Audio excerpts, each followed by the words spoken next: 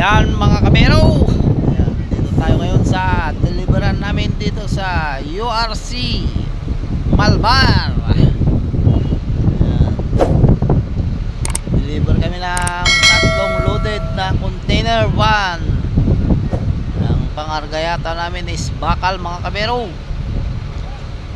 Ayun yung dalawang crane oh. Ang gagawin, ibababa nila yung mismong container, tsaka nila i-unload mga kabero. Sobrang init. Yan yung kasama natin, katuwang natin sa biyahe. Kaya Sisor. Mahuli ka pa tayo ng container dito. Ay bababa na. Bababa na yung container mga kabero. Tapos lalapag nila, then tsaka nila didiskarga yung laman. Ayan. Hindi pa tapos tong URC na ito mga kabero, kasi marami pa silang tinatayong mga building. Ayan, oh. Yan, katulad yan mga kabero, hindi pa tapos. Pero may mga tapos naman ng building. Dito meron.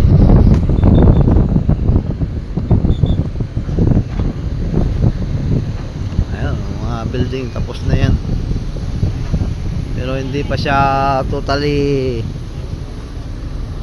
operate, hindi pa siya full operate dahil may mga ginagawa pa. Ayan, marami pang tatabasin dito.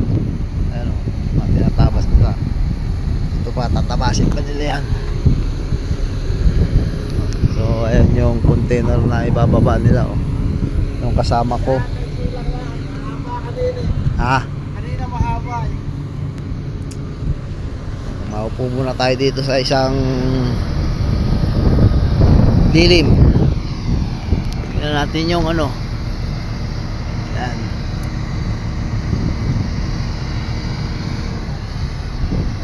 Bababa na lang mga kabero.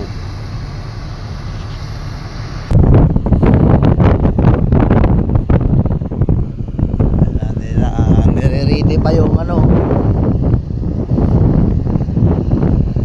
taling kapal.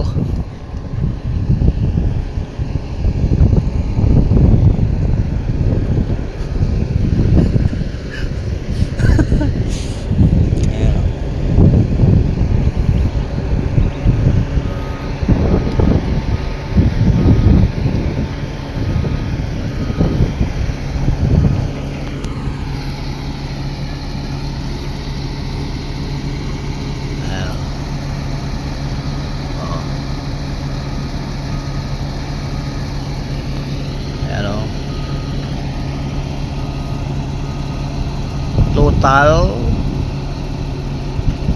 33,200 kilograms ang kaya niyang buhatin. 33 tons yung isa, ganun din siguro, kaya nagtulong silang dalawa. May bako pa oh. Bako. Ayun. Kaya hindi pa siya totally operate kasi ano, may mga hukay pa, tatayuan pa ng mga building. Ano, tulad yan oh.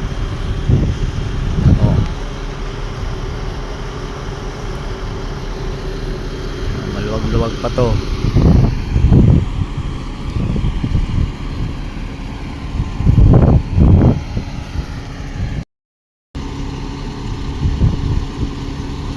Na mukhang iangat na nila mga kabero yung container para ma-unload na.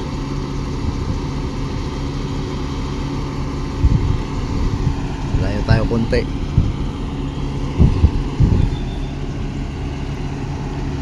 Alright, 1, 2, 3. Oh. Tibay naman ng ano na yan.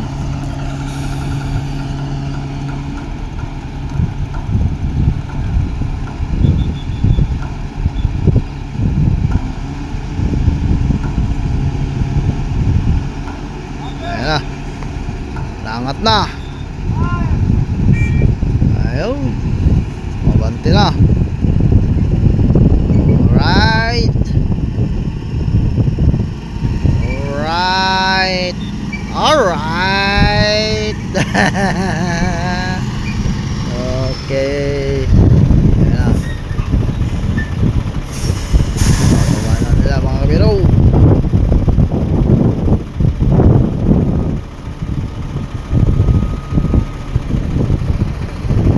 Bakal mga kabiro. Bakal ang pangarga.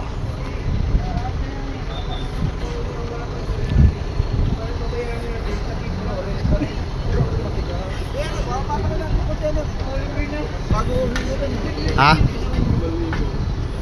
Dito wala na.